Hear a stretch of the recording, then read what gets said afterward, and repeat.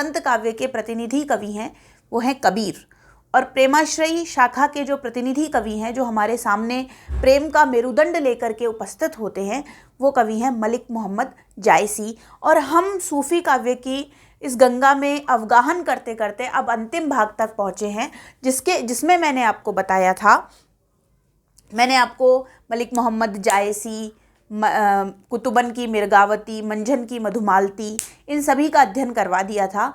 और अब हमारे अगले कवि हैं जान कवि। कवि का नाम क्या है? जान कवि। जान कवि है ना? क्या नाम है कवि का? जान कवि। इनका मूल नाम न्यामत खां है। क्या है? न्यामत खां। देखिए, कई बार क्या होता है कि कवि अपना उपनाम रख लेता है ना? उपनाम रखने से हो सकता है उसको प्रसिद्धि मिलती हो या उसकी रचना की ख्याति का और अधिक आधार हो, इसलिए उसका नाम क्या रख लिया उन्होंने अपने नाम को? जान कवि। जान कवि का जो प्रमुख ग्रंथ माना जाता है वो है लैले मजनू। क्या माना जाता है? लैले मजनू।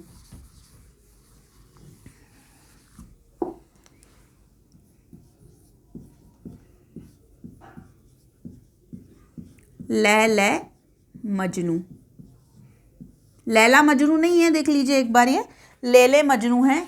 लिखा गया था 1612 ईस्वी से ये शुरू हुआ था और चला था 1664 ईस्वी में पूर्ण हुआ। इस ग्रंथ का नाम है लैले मजनू। डॉक्टर नगेंद्र कहते हैं कि हिंदी के संभवतः वो पहले कवि हैं जिन्होंने फारसी आख्यान के लैला मजनू का रूपांतरण किया, का अनुवाद किया, तर्जुमा किया। तो हिंदी के संभवतः वह पहले कवि हैं जिन्होंने लैला मजनू को, फारसी का ग्रंथ है लैला मजनू, को आधार बना करके, आधार रूप में रख करके अपनी काव्य रचना की। डॉक्टर नगेंद्र ऐसा मानते हैं कि जो जान कवि हैं वो पहले ऐसे, संभवतः हिंदी के पहले ऐसे कवि हैं जिन्होंने लैला मजनू को ध्यान में रख करके अपनी काव्य रचना की।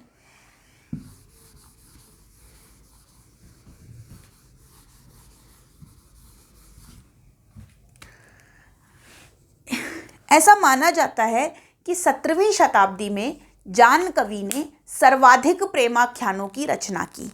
सर्वाधिक प्रेमाख्यानों की रचना की किस शताब्दी में? 17वीं शताब्दी में। ठीक, 17वीं शताब्दी में सर्वाधिक प्रेमाख्यानक काव्यों की रचना किसने की? जान कवि ने। 78 काव्यों में से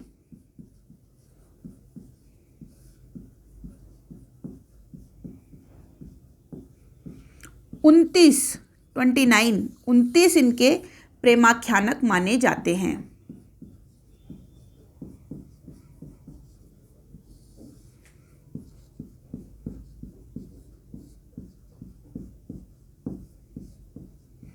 अठहत्तर इन्होंने काव्य रचे हैं। उनमें से जो 29 इनके प्रेमाख्यानक हैं जिनकी रचनाएं कथा शीर्षक से हमें मिलती हैं। किस शीर्षक से मिलती है? कथा शीर्षक से इनकी रचनाएं हमें प्राप्त होती है। अब देखिए कौन कौन सी कथाएं इन्होंने लिखी है। एक तो लैले मजनू हमें प्राप्त हो गया। अब कथा शीर्षक मतलब इनकी जो रचनाएं हैं वो कथा, उनके पीछे कथा, आगे या पीछे कथा लिखा हुआ है। तो इनकी रचनाएं कौन कौन सी है? अन्य कथा कनकावती। कई बार पूछ लिया जाता है कि कौन सी रचना है? कथा कनकावती, कथा रत्नावली, कथा कमलावती। देखिए यहाँ देखने की बात यह कि कथा शब्द जो है वो पहले आ रहा है। कथा मोहिनी,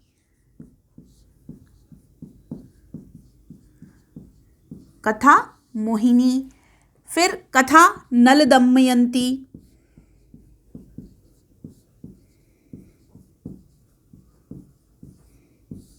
है ना, फिर है और कथा रूप मंजरी,